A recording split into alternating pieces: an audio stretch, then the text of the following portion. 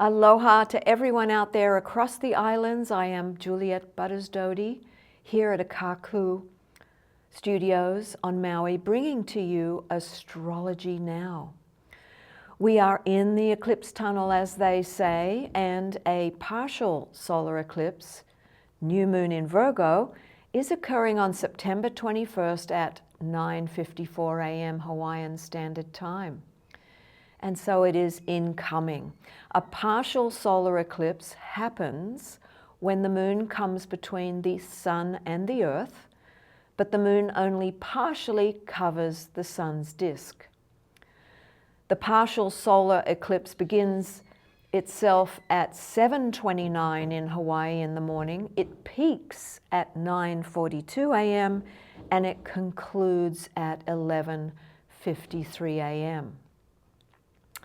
And the Libra Equinox the next day on September the 22nd occurs at 8:19 a.m., just 24 hours later, or a little less. So throughout this eclipse season, we are in a state of pause, not needing to make decisions. No one can be left out here, so one can feel emotional, tender even, feeling precious, perhaps turned upside down even. So tread gently. Treat yourself as precious cargo, because you are. Allow grace to be your guide, surrender and let go. A reminder too that we are moving through the galactic current sheet, also known as the photon belt, and that's a cycle that happens every 12,000 years, and it's a big deal on our system, so it can be fatiguing. Also, we've come to the end of the Kali Yuga, apparently at the March equinox of this year, 2025, and according to Sri Yukteswar, the Kali Yuga comprised of a 24,000-year cycle. And now, having passed through the low end of it, we are in the Dvapara cycle, climbing back upwards out of the dark. Remember too, Pluto moved out of bounds at the end of August, and so his behavior is now more extreme, more revolutionary and volatile until late November. So we are clearing eons of old karmic patterns and ways. We are witnessing what needs to pass on through our vehicles. So be still, and in the silence you will discover the old falling away and the new beginning to rise. So it's not going to happen in a day or even a week. It's going to happen over a period of a few months between now and when Saturn and Neptune come together February 20th of next year, 2026. So allow yourself the time to dissolve. Allow yourself to die, to let go and be reborn again. That is literally the passage that we are in now. We have experienced smoke and mirrors since the Pisces lunar eclipse on September 6th, and now as we venture into the shadow of the next, we're in the shadow of the next earthy Virgo eclipse, we will be brought into stark awareness of aspects in our daily lives, routines and habits that just simply need reassessment entirely. And in some cases, big time recalibration, or even still a final exit from our life. So it's a huge time for culmination, completion and endings. For sure, it continues on. Health issues may indeed be in your line of focus. Sabotage and sacrifice issues are in the mix as well. This new moon solar eclipse will be a south node focal point, so we are emptying out and letting go of much at this juncture in time.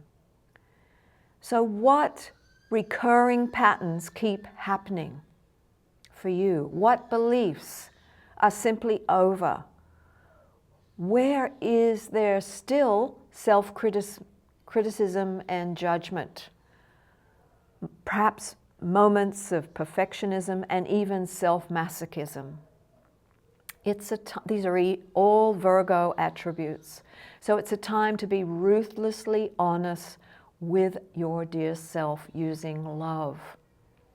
The last time 29 degrees of Virgo was activated in a solar eclipse was September 22nd of 2006. So cast your mind back there to ponder on what was happening in your life and the few months following. What was happening then for you? Perhaps it's the next theme, the same theme, or the next level up.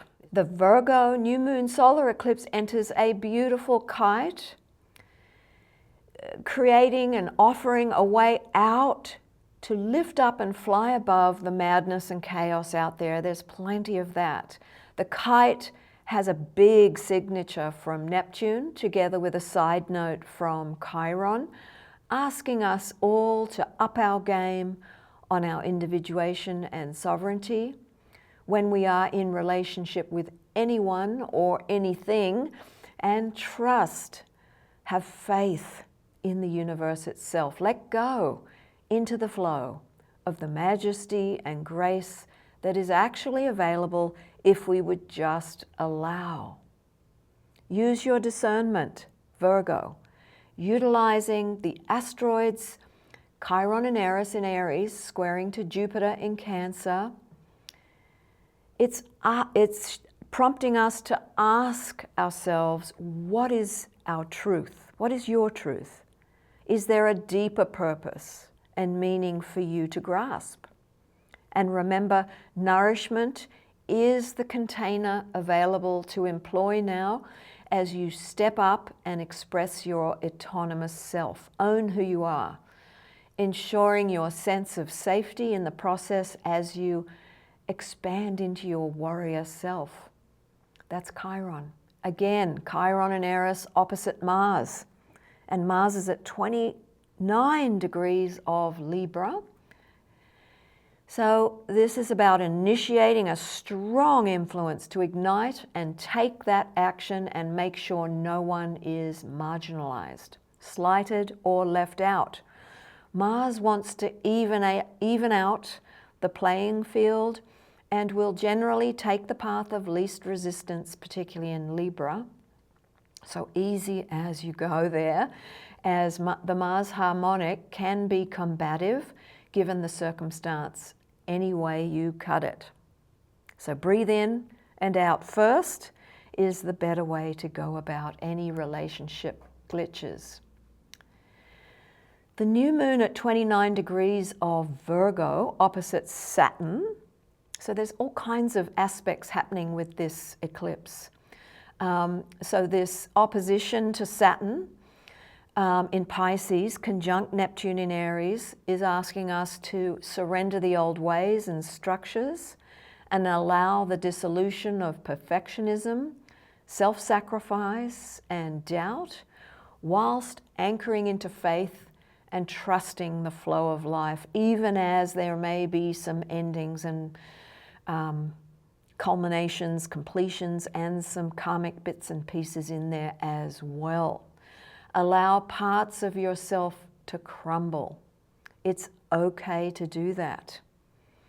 Just about everyone is experiencing some kind of a big thing at the moment. So just let yourself fall apart if that's what you need to do. Mars at 29 degrees of Libra, square to Pluto, that's also a very strong aspect.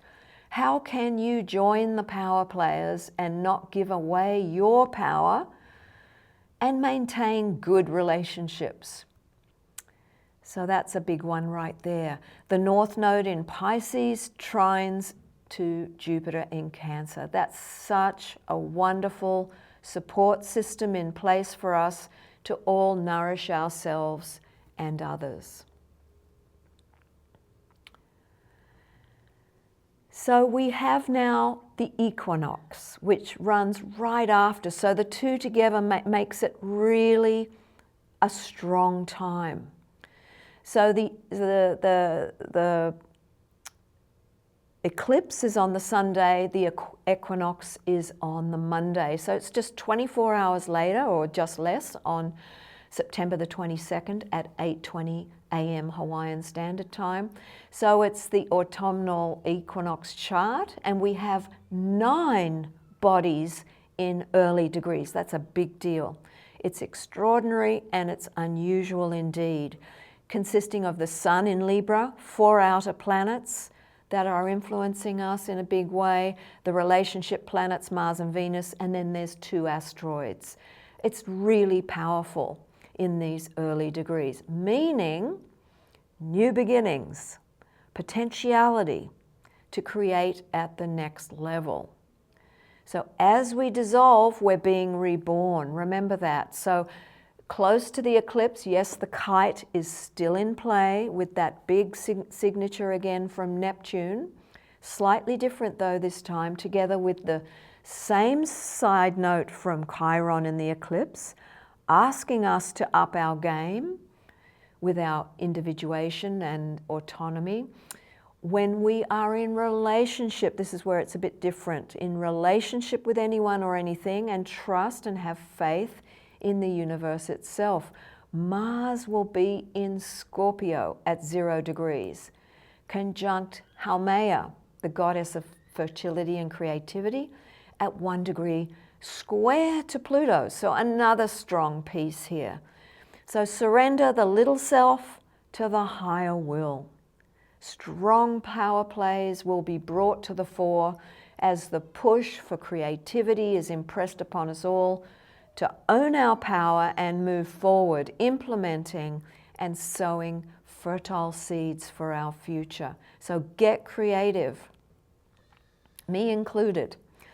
So Venus squares Uranus and Sedna, calling for a discerning take on all that you do regards your service work and daily life and your routines and habits. Venus is in Virgo, so that's where that piece comes into play. Are you including what you essentially need in those equations of your daily occurrences? Remember to put aside any self-criticism and self-doubt, throw that out the window. We are rebooting up to the next level, even as we are simultaneously being defrocked, defragged, and reinvented all at the same time. So the equinox chart is a strong one, accentuated by the eclipse, and it's going to echo out for the next 3 months. The great transformer and eliminator, Pluto, out of bounds, remember, is operating in extreme ways now until late November, is calling the shots here on what your desires may indeed be at this point. So look deeply. Scorpio is calling us. What is hidden deep down inside of you? For now, it is time to bring it on out and play your hand. Remember too that Mars is the little brother to Pluto who goes out to fulfill Pluto's deepest soul's desire. And I'm talking about your deep soul desires.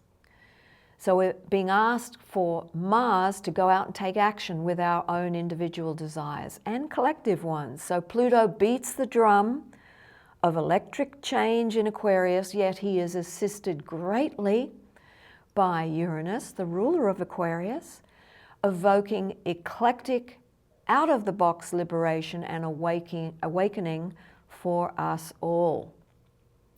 Sedna, the Inuit goddess, sits right next to Uranus, just 27 minutes apart. That's super close. They're both retrograde. And so they're both asking us to internalize and let go. It's a metamorphosis and dissolution signature. And so we're being asked to let go into the galactic changes that are going to happen anyway.